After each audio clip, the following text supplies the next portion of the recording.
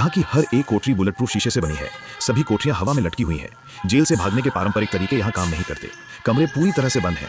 किसी को भी कभी सूरज की रोशनी देखने को नहीं मिलती। गार्डों की संख्या हम कैदियों से लगभग 3 गुना ज्यादा है। वे पूरी तरह से हथियारों से लैस हैं और नकाब पहनते हैं। वे किसी भी तरह के भ्रष्टाचार को रोकने के लिए हमसे बात करने से बचते हैं। सैकड़ों शायद हजारों निगरानी कैमरे हैं। साथ ही ये डोम कैमरे हैं जो लगातार गश्त करते रहते हैं। लेकिन एकांत कारावास तो और भी बुरा है। तेज रोशनी कभी बंद नहीं होती। एक बार जब आपको वहां डाल दिया जाता है तो आप अपनी आंखें भी नहीं खोल सकते। वहां सोना से भी ज्यादा गर्मी है। मैं उस कोठरी की बनावट का अध्ययन करने की कोशिश में दर्द से गुजरा। उसे तोड़ने का कोई तरीका ढूंढ रहा था। जब तक मैं बाहर निकला मैं पूरी तरह से थक चुका था। लेकिन मेरे पास एक योजना थी। बात यह है कि आप बिना मदद के भागने की योजना को अंजाम नहीं दे सकते। तभी ये आदमी मेरे पास आया। उसका नाम अर्नोल्ड था। ऐसा लगा कि वो मेरे हुनर को पहचान गया है। आते ही उसने पूछा कि क्या मुझे किसी मदद की जरूरत है। मैंने उससे कहा कि मुझे धातु का एक टुकड़ा चाहिए। तो अर्नोल्ड ने खुद को पूछताछ कक्ष में पहुंचाने का एक तरीका ढूंढ लिया। उसने पागलों की तरह वार्डन का मजाक उड़ाना शुरू कर दिया। वार्डन अपना आपा खो बैठा। उसने सजा के तौर पर उसे वाटर बोर्ड करने का आदेश दिया।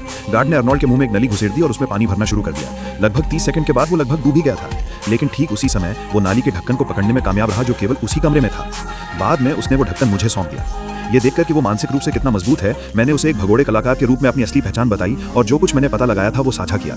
पता चला कि मैंने देखा कि जेल की संरचना ज्यादातर सीधी खड़ी थी, जिसका मतलब था कि हम शायद जमीन के नीचे थे और मैं एकांत कोठरी के नीचे पानी बहने की आवाज सुन सकता था।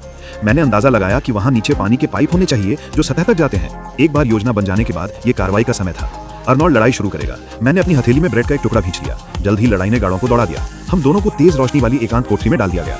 जैसे ही मैं वहां पहुंचा मैंने अर्नोल्ड का दिया हुआ नाली का ढक्कन निकाला। इसका इस्तेमाल तेज रोशनी को रिवेट्स पर डालने के लिए किया।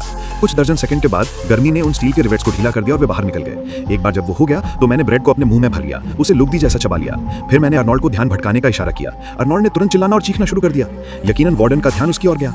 मैंने मौके का फायदा उठाया और खड़ा हो गया। चबाई हुई ब्रेड को कैमरे के लेंस पर पोत दिया जिससे निगरानी रुक गई। फिर मैंने फर्श का पैनल उठाया और नीचे कूद पड़ा। मैंने भूमिगत जगह में प्रवेश किया, पानी के पाइप सिस्टम के माध्यम से ऊपर चढ़ा।